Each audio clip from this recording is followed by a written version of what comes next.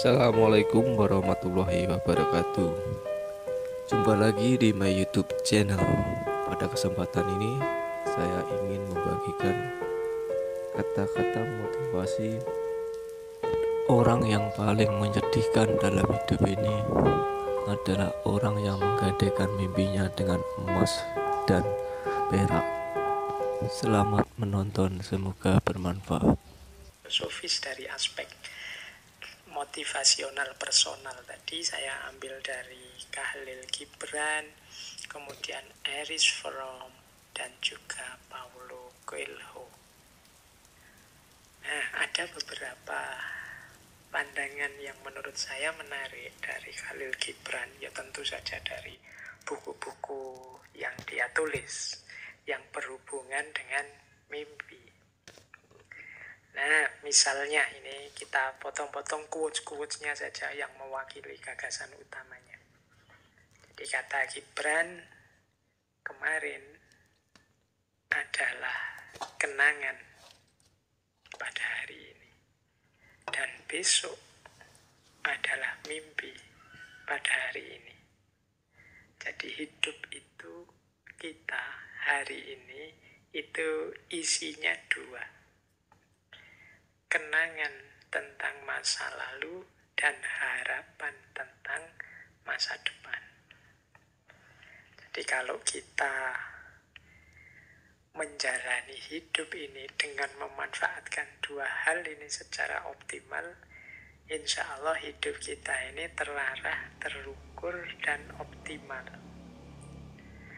Kenangan tentang masa lalu membantu kita untuk tidak jatuh pada kesalahan-kesalahan yang sama di saat ini. Kemudian harapan terhadap masa depan akan membantu kita untuk kita jelas orientasi hidup kita, jelas kemana hidup ini kita arahkan dan kita kembangkan. Jadi yesterday is but today's memory and tomorrow is today's dream. Berarti dua variabel ini vital dan penting. Kenangan atau memori dan mimpi. Orang yang tidak punya memori, dia tidak akan bisa mengenali dirinya. Dia tidak ingat kemarin-kemarin dia itu siapa, seperti apa dirinya. Maka orang yang tidak mengenali dirinya, sulit dia berjalan dengan benar ke depan.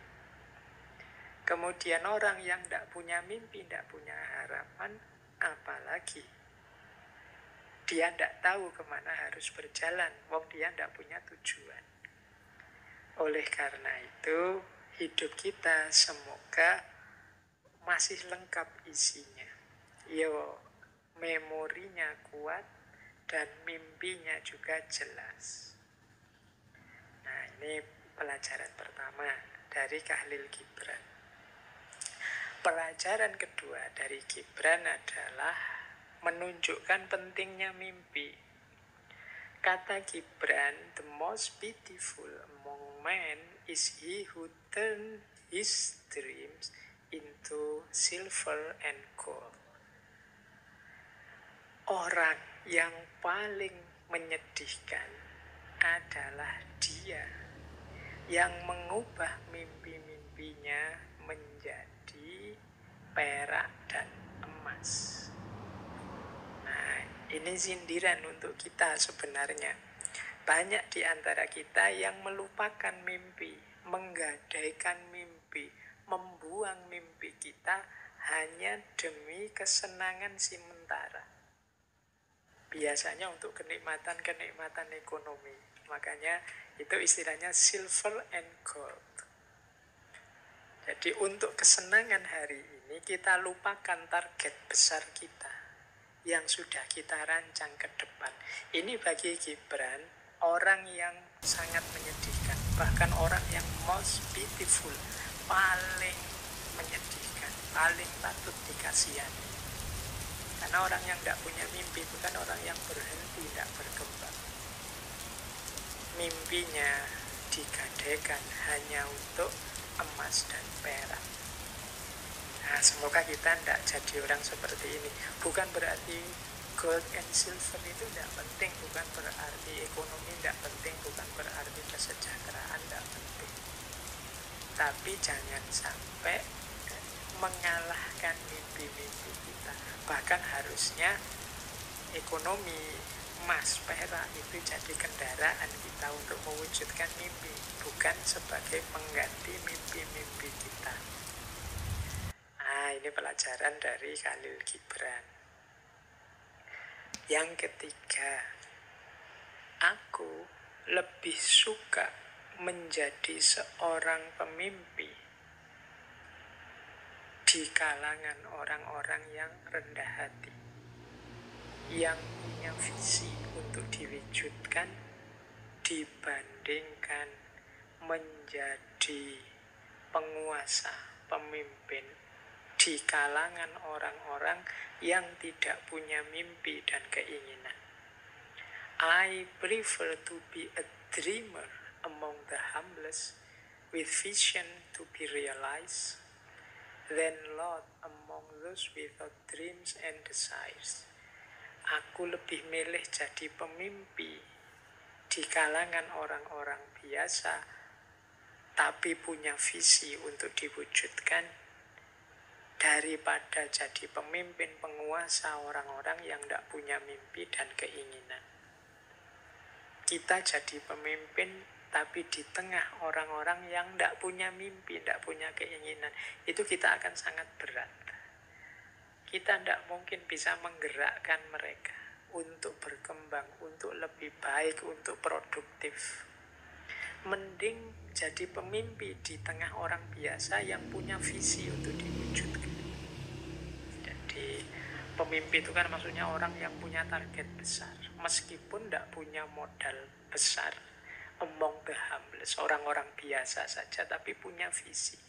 Orang yang punya visi, punya mimpi, punya cita-cita, ini pasti punya semangat, punya gairah untuk bergerak jadi lebih baik. Sehingga kata Gibran, wes lebih enak jadi pemimpi yang punya visi meskipun di kalangan orang biasa, daripada jadi pemimpin di tengah orang-orang yang tidak punya mimpi, tidak punya keinginan. Ini selisih satu huruf antara pemimpi dan pemimpin. Mending jadi pemimpi saja, berarti ada hal yang ingin diwujudkan, ada mimpi-mimpi yang ingin diaktualkan, dibandingkan jadi pemimpin tapi tidak punya mimpi, tidak punya keinginan. Berarti kita akan mandek, tidak bergerak. Nah, ini beberapa dari Khalil Gibran ini menegaskan pentingnya mimpi. Terus beliau juga menyatakan seperti ini. They tell me, if you see a slave sleeping, do not wake him, lest let he be dreaming of freedom. I tell them, if you see a slave sleeping, wake him and explain to him freedom. Mereka bilang padaku, kalau engkau melihat seorang budak tidur, jangan dibangunkan dia, biarkan dia bermimpi tentang kebebasan. Aku bilang pada mereka, kalau engkau melihat seorang budak tidur, bangunkan dia dan jelaskan padanya tentang kebebasan. Nah, pernyataan yang ketiga ini selaras dengan tadi yang kita sampaikan, mimpi jangan biarkan hanya jadi mimpi. Dia harus diupayakan, diwujudkan. Jadi ini kan ada drama yang dibuat oleh Gibran. Jadi orang-orang bilang padaku, kalau melihat seorang budak kok tidur, biarkan budak tidur ini, biarkan dia mimpi tentang kebebasan. Karena kasihan, dalam hidupnya yang nyata dia tidak bebas. Kata Gibran malah sebaliknya, bangunkan dia. Kalau engkau lihat budak yang tidur, bangunkan dia dan jelaskan padanya tentang kebebasan. Biar dia bergerak, berjuang untuk mencari kebebasan. Karena apa gunanya mimpi yang berhenti hanya jadi mimpi? Mimpi harus diwujudkan dengan upaya-upaya agar menjadi nyata. Nah, ini quotes dari Khalil Gibran. Dia juga menyatakan begini, he who pass not his days in the realm of dreams is the slave of the days. Ia yang tidak melalui hari-harinya dalam realitas mimpi, dia menjadi budak bagi hari-harinya. Maksudnya apa? Orang yang tidak punya mimpi, orang yang tidak punya cita-cita, hakikatnya dia jadi budak dari situasi sekelilingnya, dari hari-harinya.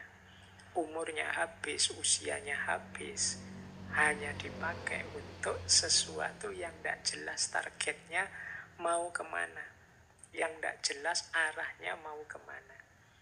Nah, ini filosofi dari Gibran. Ini salah satu ilustrasi saja untuk memahamkan kita betapa pentingnya mimpi. Kita lanjut ya. Kalau tadi sudah Gibran, sekarang Erich Fromm. Nah, ini tokoh filosof psikoanalis kita yang sering kita pakai teori-teorinya, khususnya ketika membahas tentang cinta. Kata Erich Fromm begini, a dream is a microscope through which we look at the hidden occurrences in our soul. Mimpi adalah mikroskop yang melaluinya kita melihat peristiwa-peristiwa dalam jiwa kita yang tersembunyi. Jadi Erich Fromm ini kan termasuk alirannya psikoanalisis. Meskipun beliau mengkritisi beberapa gagasannya Sigmund Freud, tapi beliau juga menyatakan bahwa mimpi itu adalah seperti mikroskop. Dia menggambarkan isi jiwa kita yang tersembunyi. Mimpi menunjukkan aslinya kita yang seperti apa. Nah, ini mimpi yang bukan motivasional tadi ya, mimpi yang kita alami saat tidur tadi. Nah, Erich Fromm juga bilang begini, both dreams and myth are important communication from ourselves to ourselves. Jadi kata Erich Fromm, baik mimpi maupun mitos-mitos itu sebenarnya jalan komunikasi dari diri kita kepada diri kita. If we do not understand the language in which they are written, we miss a great deal of what we know and tell ourselves in those hours when we are not busy manipulating the outside world. Kalau kita tidak paham bahasanya, in which yang tertulis di dalamnya, kita akan melewatkan hal penting yang besar yang harusnya kita tahu tentang diri kita, yang terlewatkan ketika kita sibuk memanipulasi dunia di luar diri kita.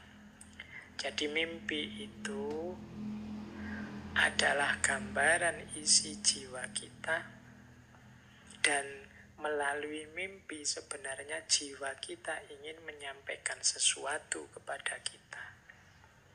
Kalau kita cuek, tidak mau memahami apa sih yang ingin disampaikan, ya kemungkinan kita melewatkan banyak hal yang harusnya kita pahami tentang diri kita. Ini masih berhubungan dengan mimpi dari perspektif psikoanalis tadi. Jadi versinya Erich Fromm, mimpi itu intinya penting bagi kita untuk memahami gambaran mental jiwa kita. Memahami apa yang kita inginkan, apa rahasia-rahasia diri kita, memahami diri kita seutuhnya. Jadi kalau Khalil Gibran tadi banyak menjelaskan mimpi dari aspek motivasional personal, kalau Erich Fromm menjelaskan mimpi dari aspek psikologisnya. Terima kasih sudah menonton. Semoga bermanfaat. Jangan lupa subscribe,